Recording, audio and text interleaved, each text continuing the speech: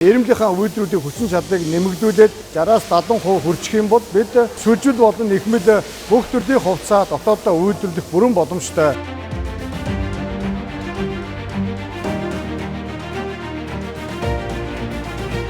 Мал аж ахуйн салбар нь ард түмнийг хүнсээр хангадаг, хөнгөн аж үйлдвэрийн салбарыг бүтээгдэхүүнээр хангадаг стратегийн маш чухал ажилтнуудтай салбар юм аа. Тийм ч учраас Монгол Улсын ерөнхий санаачлан хүнсний хувьсад үндэсний хөдөлгөөн мөн одоо цагаан алт хөтөлбөрийг хэрэгжүүлэхээр төлөвлөлд байна. Монгол улс 38 мянган тонн ноос авдаг. Үүнийхэн 80 орчим хувийг хагас боловсруулаад экспортод гаргаж байна.